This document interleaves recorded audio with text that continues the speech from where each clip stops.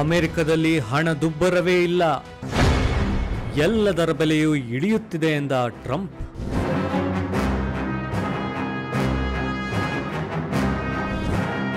ಅಮೆರಿಕದ ಜನಸಾಮಾನ್ಯರಿಗೆ ಮತ್ತು ಕಂಪನಿಗಳಿಗೆ ಬೆಲೆ ಏರಿಕೆಯ ಬಿಸಿ ಆಗ್ಲೇ ತಟ್ತಾ ಇದೆ.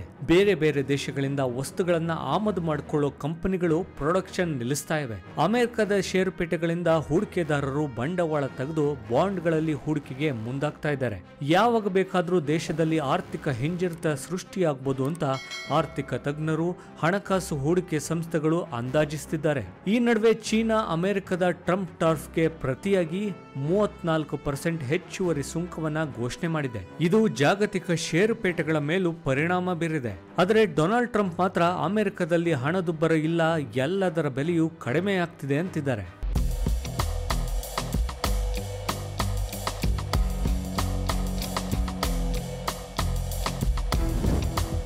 ಜಗತ್ತಿನ ಬಹುತೇಕ ಎಲ್ಲ ರಾಷ್ಟ್ರಗಳ ಮೇಲೂ ಡೊನಾಲ್ಡ್ ಟ್ರಂಪ್ ಸುಂಕ ಹಾಕಿದ್ದಾರೆ. ಏಪ್ರಿಲ್ 2ರಂದು ಲಿಬರೇಷನ್ ಡೇ ಅಂತ ಘೋಷಣೆ ಮಾಡಿ ಶ್ವೇತಭವನದಲ್ಲಿ ಎಲ್ಲ ದೇಶಗಳು ಅಮೆರಿಕದ ವಸ್ತುಗಳ ಮೇಲೆ ಹಾಕ್ತಿರೋ ಸುಂಕದ ಪ್ರಮಾಣ, ಅದಕ್ಕೆ ಟ್ರಂಪ್ ನಿಗದಿ ಮಾಡಿರೋ ಟಾರಿಫ್ನ ಲೆಕ್ಕದ ಪಟ್ಟಿಯನ್ನ ತೋರಿಸಿದ್ರು. ಅಲ್ಲಿಗೆ ಸುಂಕದ ಕತೆ ಮುಗಿಯಲಿಲ್ಲ.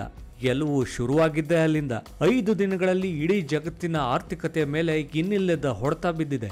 ಅಮೆರಿಕ ಅಷ್ಟೇ ಅಲ್ಲದೆ ಏಷ್ಯಾದಿಂದ ಯುರೋಪ್ವರೆಗೂ ಎಲ್ಲ ಷೇರುಪೇಟೆಗಳು ಕೆಂಪುಮಯವಾಗಿವೆ. ಬಹುತೇಕ ಎಲ್ಲ ಕಂಪನಿಗಳ ಷೇರು ಬೆಲೆಯೂ ಕುಸಿತ ಕಂಡಿದೆ. ಭಾರತ, ಚೀನಾ ಷೇರುಪೇಟೆಗಳು ಕೆಳಮುಖವಾಗೇ ಹೋಗಿವೆ. ಇದನ್ನೆಲ್ಲ ಗಮನಿಸಿದ್ರು ಟ್ರಂಪ್ ಅಮೆರಿಕದಲ್ಲಿ ಹಣದುಬ್ಬರ ಇಲ್ಲ ಅಂತಿದ್ದಾರೆ.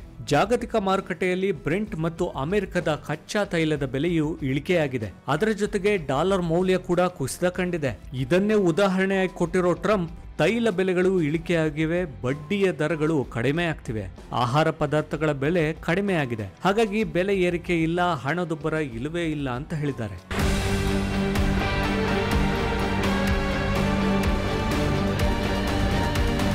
ಇಲ್ಲಿವರೆಗೂ ಅಮೆರಿಕವನ್ನ ದುರುಪಯೋಗ ಪಡಿಸಿಕೊಂಡಿರೋ ದೇಶಗಳಿಂದ ಬಿಲಿಯನ್ ಗಟ್ಟಲೆ ಡಾಲರ್ಗಳನ್ನ ಒಂದು ವಾರದಲ್ಲಿ ವಸೂಲು ಮಾಡ್ತೀವಿ ಎಂದಿದ್ದಾರೆ ಟ್ರಂಪ್. ಬಹಳ ವರ್ಷಗಳಿಂದ ಅಮೆರಿಕದ ಮೇಲೆ ದೊಡ್ಡ ಸುಂಕಗಳನ್ನ ಹಾಕಿ ದುರುಪಯೋಗ ಮಾಡಿಕೊಂಡಿರೋ ಚೀನಾದ ಮೇಲೆ ನಾವು ಕೇವಲ 34% ಸುಂಕ ಮಾತ್ರ ಹಾಕಿದ್ವು.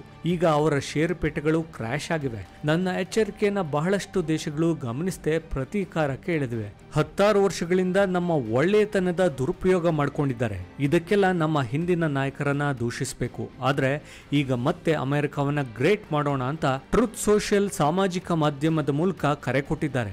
ಎಲ್ಲದರ ಬೆಲೆಯೂ ಇಳಿತಿದೆ ಅಂತಿರೋ ಟ್ರಂಪ್ಗೆ ಅಮೆರಿಕದ ಷೇರುಪೇಟೆಗಳು ಕುಸಿತಿದೆ ಅನ್ನೋದನ್ನ ಗಂಭೀರವಾಗಿ ನೋಡ್ತಿಲ್ಲ. ಏಪ್ರಿಲ್ 10ರಿಂದ ಚೀನಾ ಅಮೆರಿಕದ ವಸ್ತುಗಳ ಮೇಲೆ ಪ್ರತಿಯಾಗಿ ಸುಂಕವನ್ನ ಶುರು ಮಾಡ್ತಿದೆ. ಹಾಗೆ ಅಮೆರಿಕಕ್ಕೆ ಅತ್ಯಾಧುನಿಕ ಮೆಡಿಕಲ್ ಹಾಗೂ ಎಲೆಕ್ಟ್ರಾನಿಕ್ಸ್ ತಂತ್ರಜ್ಞಾನದ ಸರಬರಾಜನ್ನ ನಿಲ್ಲಿಸ್ತೀವಿ, ವಿಶ್ವ ವಾಣಿಜ್ಯ ಮಂಡಳಿಯಲ್ಲಿ ದೂರು ದಾಖಲಿಸ್ತೀವಿ ಅಂತ ಎಚ್ಚರಿಕೆಯನ್ನ ಚೀನಾ ಕೊಟ್ಟಿದೆ. ಒಟ್ಟಿನಲ್ಲಿ ಚೀನಾ ಮತ್ತು ಅಮೆರಿಕ ಪರಸ್ಪರ ಒಬ್ಬರಿಗೊಬ್ಬರು ಬೆದರಿಕೆ ಹಾಕೋದನ್ನ ಮುಂದುವರಿಸಿದ್ದಾರೆ.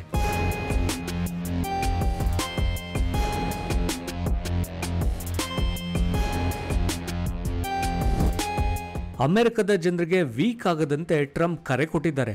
ದುರ್ಬಲರಾಗಬೇಡಿ, ಮೂರ್ಖರಾಗಬೇಡಿ, ಪ್ಯಾನಿಕನ್ಗಳು ಆಗ್ಲೇಬೇಡಿ ಅಂತ ಹೇಳಿದ್ದಾರೆ.